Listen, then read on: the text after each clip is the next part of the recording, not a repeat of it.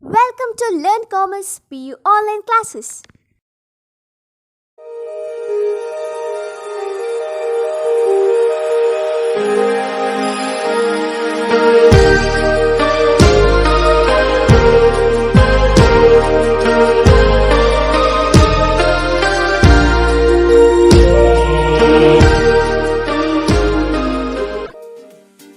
Don't forget to like our video and subscribe our YouTube channel for all the updates. Hello students, welcome to 2nd PUC English online classes. In today's class, let us discuss the 13th lesson, that is Where There Is a Will by P. Sainath. P. Sainath is an Indian journalist and photojournalist focusing on social problems, rural affairs, poverty and aftermath of globalization in India. He is the rural affair editor of The Hindu, a regular contributor to The Telegraph in Calcutta. He also writes for the fortnightly Frontline and the daily Business Line in Chennai. This essay is taken from his book Everybody Loves a Good Drought, which explains how a simple act like learning to ride a bicycle can bring about a considerable change in the lives of people and empower them. So dear students, when you hear the title Where There Is a Will, which saying do you remember? Yes, of course, where there is a will, there is a way. This saying you remember, right? Of course, this is the same the author also expects from you also. And dear students, in the saying where there is a will, there is a way, what do you understand? When there is a will or when we dedicate ourselves for anything, definitely we can achieve something, right? The same way here, being a rural woman or being dependent, here women especially, they could achieve in their life or they could come over all the difficulties of their life. And where there is a will, we can add anything to that. There is that is left, the option is left for us. Where there is a will, there is, we can add freedom, we can add independence, we can add mobility, and that is left for us. Okay, the story or the incident that took place in the village or in the place called Pudukkottai. It's a district, a poor district in Tamil Nadu. Okay, and this is the P. Sainath. He writes about the women of Pudukkottai who had taken bicycling as the social movement, and they are like inspiration and motivation for all for the world or for everyone, those who consider the silly problems are the big problems. Fine. What Sainath he tries to tell us in the lesson, let us see. Pudukkottai, Tamil Nadu, cycling as a social movement sounds far-fetched perhaps, but not all that far, not to tens of thousands of neo-literate rural women in Pudukkottai district. People find ways, sometimes curious ones, of hitting out at their backwardness, of expressing defiance, of hammering at the fetters that hold them. So here Pudukkottai is the village in Tamil Nadu, and there it is considered as a social movement. What is considered as social movement? Cycling is considered as a social movement. And why? The women, those who are neo-literate. What do you mean by neo-literate? Neo-literate in the sense they are the new literates, in the sense they are elders or adult people who try to learn or they learn to write and read by any other means without going to school. So they are called neo-literates, and these neo-literates are also the daily workers or day laborers. They used to work, and these women, they decided to hit out their backwardness of or expressing defiance or hammering at the fetters that hold them by learning cycling. In this one of India's poorer districts, Cycling seems the chosen medium for rural women. During the past 18 months, over 1 lakh rural women, most of them neoliterates, have taken to bicycling as symbol of independence, freedom and mobility. If we exclude girls below 10 years of age, it would mean that over 1/4 of all rural women here have learnt bicycling, and over 70,000 of these women have taken part in public exhibition cum contest to proudly display their new skills, and still the training camps and desire to learn continue. So dear students, here the neoliterates, I said, the newly literate women, they decided to cycle, they decide to depend on wheel, and they came to know that if they learn riding or if they learn bicycling, definitely they can live an independent life. So here when some of the women, they took cycling as the moment, or they learned cycling, by looking at them, other women also, they were influenced by those women and they started cycling. And finally, how many? 1 lakh rural women, most of them are new literates, those they learned cycling, and by learning cycling they learned, or that had given them freedom, mobility and independence. So here rural women learned cycling. Over 70,000 of those women, they have taken part in public exhibition cum contest. See, those new literates, they came out and they had exhibited their talents in the form of exhibition cum contest.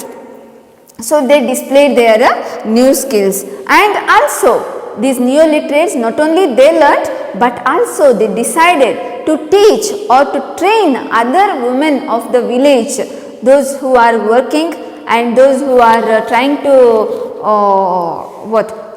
stand on their own legs. These women were taught, or they were trained to cycle or to learn riding. So in the heart of Pudukkottai, young women, they zip along the roads on their bicycles. Among them, Jamila Bibi, who has taken to cycling, told Sainath, what did she say? Jamila Bibi, because of maybe because of their religion or religion restrictions, she might not let to learn cycling, but she did not care anyone, because cycling is taken as moment. There were filthy remarks and there was no support from the society they got. Instead of that, they got the bad remarks, or everyone started to comment on them. But these neoliterates, they did not hear for that, but they continue in their own way. And here especially Jamila Bibi, what did she say to the author? He said, it's my right, riding is my right. My right in the sense, not only riding, the freedom, independence, mobility, these are my rights. We can go anywhere. If we learn cycling, if we learn riding, definitely we can go anywhere. Now I don't have to wait for a bus. I know people made dirty remarks when I started cycling, but I paid no attention. So when something is going to good, or someone is going to do something good, there are so many bad remarks, or there are so many comments. Everyone pull their legs, nobody tries, or nobody helps, or nobody supports. This is the common thing even we might have, or we could have experienced in our life, right? Even you might have experienced all these things.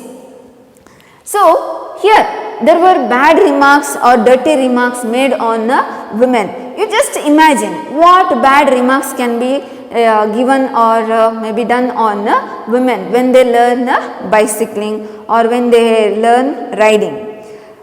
Another woman, that is a neoliterate or neocyclist, Fatima, is a secondary school teacher, so addicted to bicycling. Okay, Fatima is the school teacher, primary school teacher. She was so addicted and she was fond of cycling. She hires a bicycle for an hour.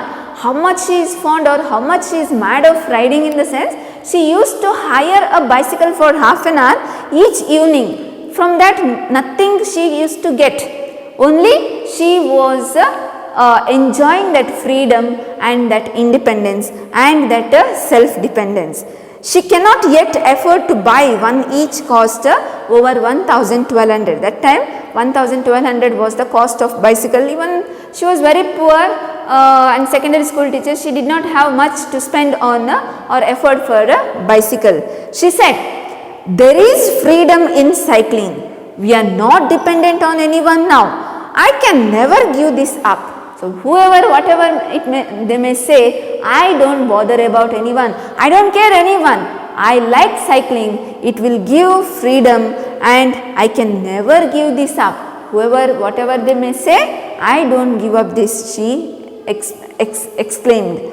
Jamila, Fatima and their third friend Avakani, all in their early 20s, have trained scores of other young women from their community in the art of cycling. Not only Jamila, Fatima or Avakani they learnt, but many girls from their community were asked and they were supported and they were motivated to learn cycling or riding. Then not only these 3 girls or few new cyclists, but also it swept across the district. Many women, especially women agricultural workers, then quarry laborers, then village health nurses are among its fans. Not only the school teacher or Avakani Jamila Bibi, but the agricultural workers or women agricultural workers, then quarry labor in the sense those who work in the quarry, the stone quarry or Kallina quarry we say, no, there some those who are working, those also the fan, and village health nurses like Asha Karyakartar we say, no, like them, the village health nurses, they are among, because they have to walk a long distance. Those Asha Karyakartar or village health nurses, they have to go everyone's house in the village. So by walk itself they have to go. It was very difficult to them. They could not reach all the houses. If they bicycle or if they ride, definitely they could reach on time and they could cover many houses also. So joining the rush are Balwadi and Anganwadi workers, gem cutters and school teachers. Along with them, these also joined. And Grama Sevikas and midday meal workers are not far behind. The vast majority are those who have just become literate. The district's vigorous literacy drive led by the Arivoli Ayakkam. So, this literacy drive or this literacy interest that was led by Arivoli Ayakkam. This is an organization. Arivoli Ayakkam in the sense it is light of knowledge, along with the training the women or people of village in literacy, but along with that they are trained, they were trained in this also. They were also called as a neo-cyclist, not only neo-literate but neo-cyclist. Along with the light of knowledge, here the cycling also was taught.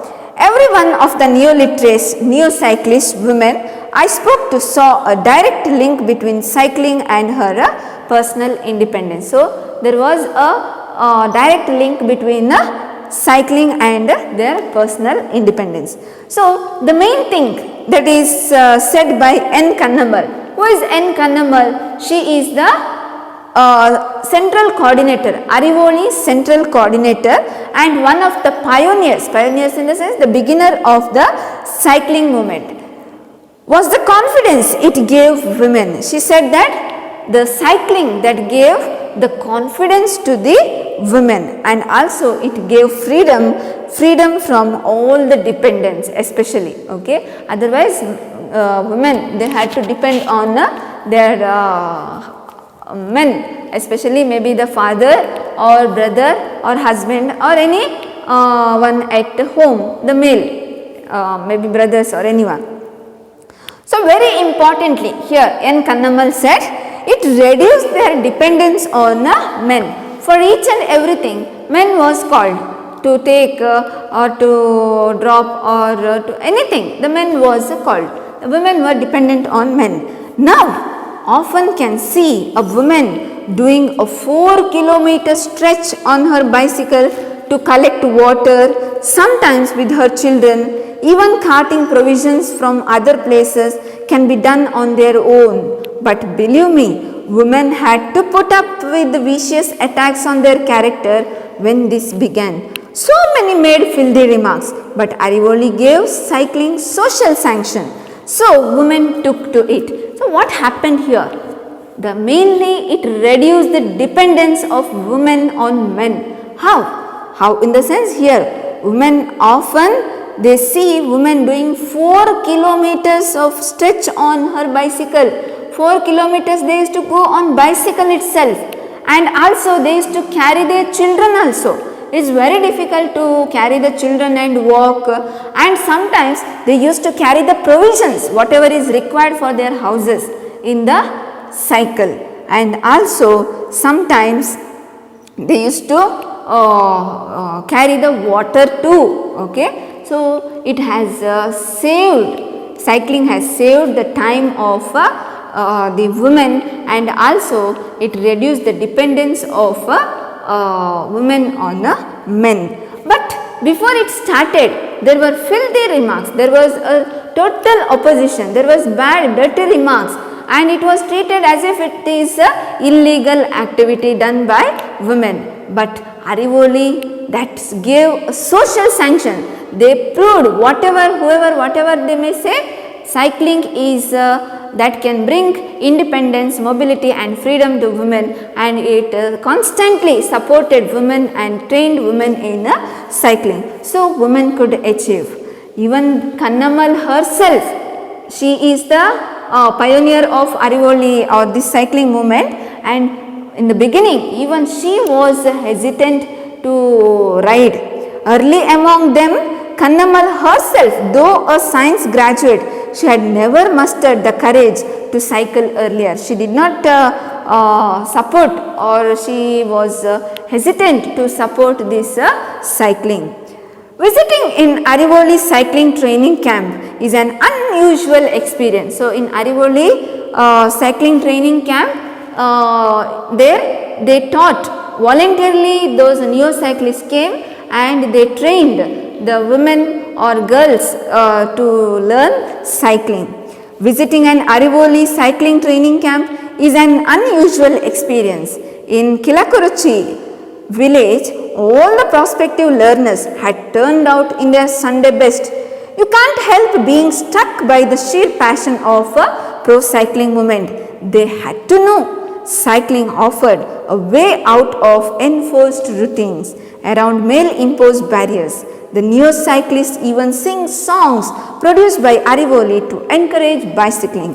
One of these has lines like, "Oh sister, come learn cycling, move with the wheel of time." So dear students, here see, Arivoli that has organized the training camps, and for the training camps, how the women, the neo literates, they came with the Sunday best in the sense wearing the nice dress, like as if they came to the feast, in the sense they enjoyed, they celebrated that freedom, that getting freedom, and those women, they learned cycling. And here those trainers, they decided they had to know, they have to learn cycling. This was the the decision, or this was the strong desire of those cyclists, and they taught also.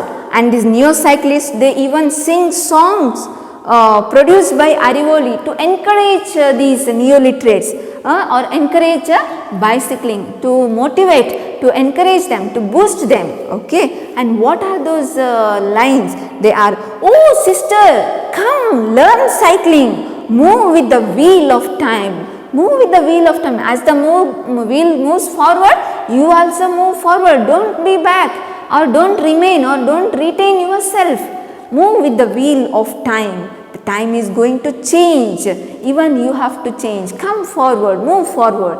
These are the encouraging words sung by Arivoli activists to encourage the women. Very large number of those trained have come back to help new learners. They work free of charge for Arivoli as master trainers. Those who came there, they came for free. They did not take any charge.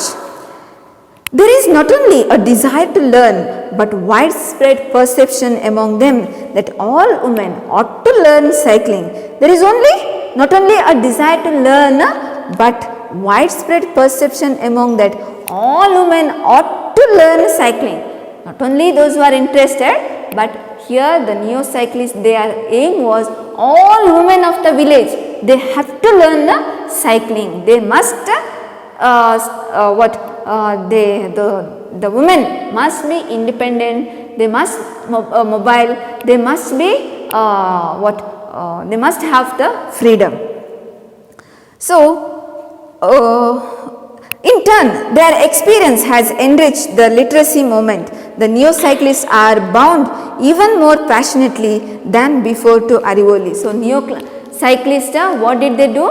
They bound or they took more interest in training the women of that village. And very large number of those trained have come back to help the new learners. It's over. The whole phenomena of this Arivoli activist or training camp, the whole phenomena was the brainchild of the popular former district collector Sheila Rani Chinkat. Okay. Her idea in 1991 was to train female activists so that literacy would reach women in the interior. She also included mobility as a part of the literacy drive. This flowed from the fact that lack of mobility among women played a big role in undermining their confidence. Chinkat pushed the banks to give loans for a woman to buy cycles. She also got each block to accept specific duties in promoting the drive. As the top official in the district, she gave it great personal attention. So here the whole phenomena of cycling, or the plan of this cycling was the brainchild, or it is the dream of or it is the plan or arrangement of whom? The popular former district collector Sheila Rani Chinkat.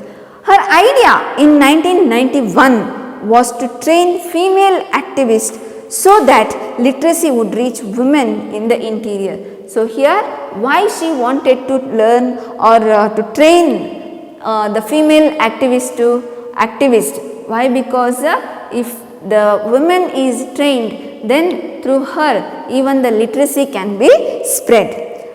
She also included mobility as the part of literacy drive.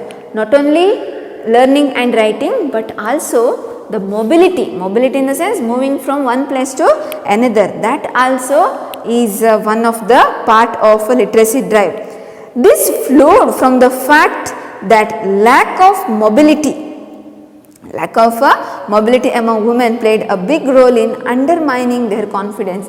So when there was less mobility, it also undermined or it also reduced the confidence of women. Chinkat pushed the banks to give loans for women to buy cycles. So Chinkat, she ordered the banks to give the loans for those who wanted to buy bicycle. She also got each block to accept specific duties in promoting the drive. So she had arranged or she had assigned some work to the workers or to the officers to take in charge in promoting this drive or this literacy drive. She also got each block accept specific duties in promoting the drive.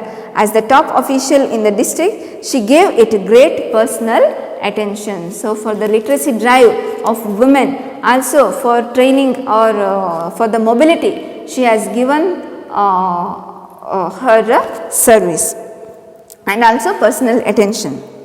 First, the activists learned cycling. Then new literates wanted to learn every woman wanted to learn. Not surprisingly, this led to a shortage of a ladies' cycle. Never mind, gents' cycles would do just as nicely. Thank you. Some women preferred the latter as these have an additional bar from the seat of the handle. You can seat a child on that, and to this day, thousands of women here ride gents' cycles. Thousands of others dream of the day they will be able to afford any bicycle at all. So here, first the activists they learned cycling. Then they taught cycling to the neo literate, and every woman wanted to learn. And since every woman wanted to learn, it is not a surprise there was a shortage of a ladies' cycle. But what to do? There is availability of gents' cycle too. Okay, and women, most of the women, especially those who have family or married women, they preferred a gents' cycle itself because it has the additional bar from seat to the handle, and on that bar they could seat their children and they could carry the children. So most of the women, they preferred a gents' bicycle too. So thousands of others dream of the day they will be able to afford any bicycle at all. So there was a shortage of both men and ladies and gents bicycle, and among this many ladies, they dreamed or they dreamt or their desire was to buy a bicycle. It may be any gents or ladies, somehow they wanted a bicycle, and this movement continued, or this training or this drive that was continued. After the International Women's Day in 1992, this district can never be the same. So there was a drastic and gradual change. At the time of 1992, then there was a International Women's Day, okay, and after that the district was not as earlier. Flags on the handlebars, bells ringing, over 1500 female cyclists took Pudukkottai by storm. So during the occasion of International Women's Day, what did new cyclists did? 1500 women, they put they tied a flag to their handle and they rang the bell and they circled the Pudukkottai. Okay, they conducted a rally, okay, in the Pudukkottai, and it is said that female cyclists took Pudukkottai by storm. Their all women's cycles rally stunned the town's inhabitants with its massive showing. So here the people of Pudukkottai, they were stunned to see this women cyclists, because they had already surrounded, or they had taken rally, okay, to take a round in Pudukkottai. Then what did the males think? One who had to approve was Kanakarajan, owner of Ram Cycles. This single dealer saw a rise of over 350% in the sale of a ladies' cycle in 1 year. That figure is probably an underestimate for two reasons. One, a lot of women unable to wait for ladies' cycles went in for men's cycles. Another two was Kanakarajan shared his information with me with great caution. For all he knew, I was an undercover agent of the sales tax department. So here there was a lot of sale, or many bicycles were sold, and to this data, if we speak about this data, P. Sainath, he is referring Kanakarajan, the owner of Ram Cycle. He had given a data, and P. Sainath, he is not ready to accept that. Why? Because Kanakarajan, he was afraid of income tax department, and also there was no stock with him. So that's why P. Sainath is saying he might have given the wrong data.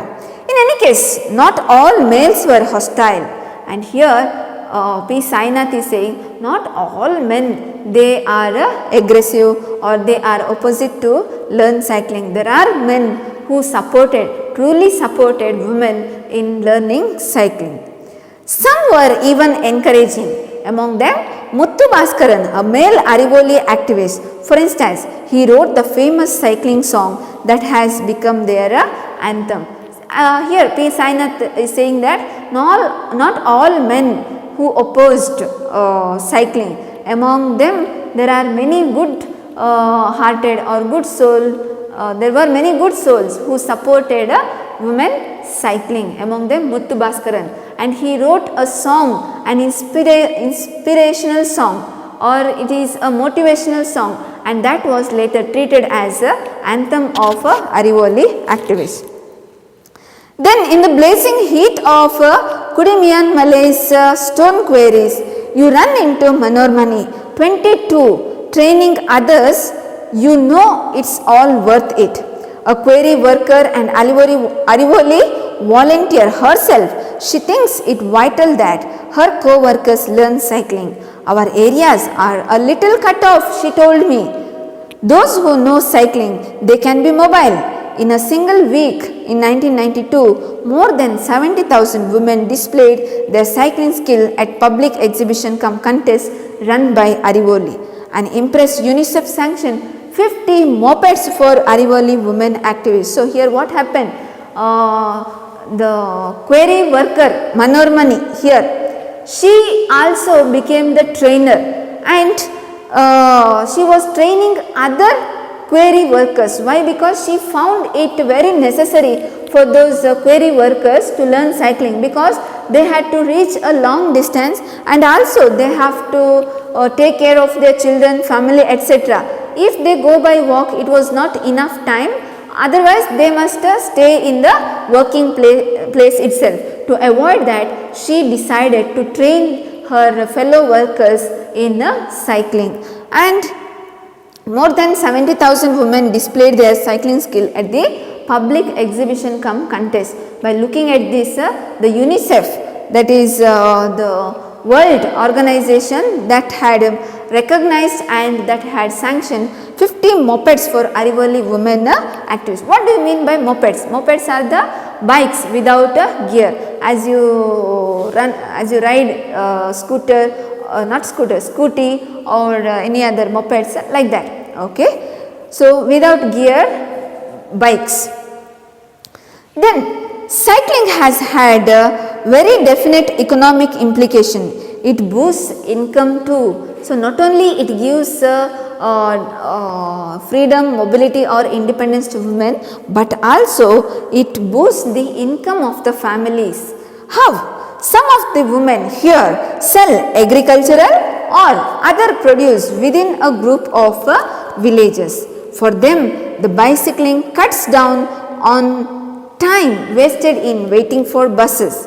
This is crucial in poorly connected routes. Secondly, it gives you much more time to focus on selling your produce. Thirdly, it enlarges the area you can hope to cover. Lastly, it can increase your leisure time too, should you choose. So here, not only cycling gave independence, freedom, mobility to women, but also here P. Sainath had shared that it also boosts the income of the family. How? How in the sense? Many of the women, they used to sell their agricultural produces, sell agricultural or other produces, not only agriculture but other produces also. For example, home products maybe, or any flowers or any other things, pots or any products maybe.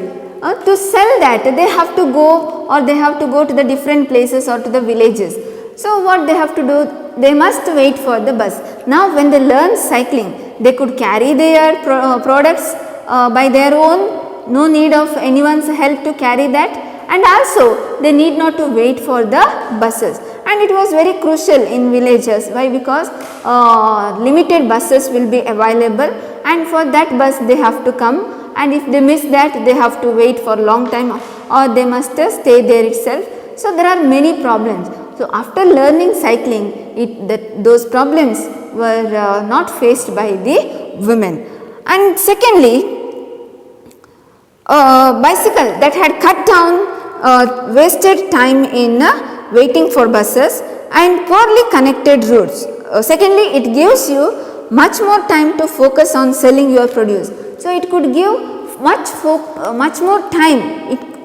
When there is no dependence on anything, there is a lot of time for women to sell their products. And thirdly, it enlarges the area. They could cover more area, more places in a day. And lastly, it can increase the leisure too. It could increase the leisure, the free time. They can take rest, they can come or they can reach home on time, and they can spend their time along with their family members and nourishing their families. Then small producers who used to wait for buses were often dependent on fathers, brothers, husbands or sons to even reach the bus stops. They could cover only a limited number of villages to sell their products. Some walked. Those who cannot afford bicycles still do. So, those who cannot afford for bicycle, still they are dependent on their fathers, husband, brothers or sons, etc. And they could not cover or they could not achieve their target. Those who have bicycles, these women had to rush back early to tend to the children and perform other chores like fetching water. So, these women, they could not spend or they could not take more time to spend or to sell their products, because they have to rush back home to take care of their children and also to do the household chores. Those who have bicycles now combine these different tasks with the non-challenge. So, here those who have bicycle, they used to do all these chores at the same time. They could save their time, they could sell their products, also they could do their household chores at a time or by themselves only.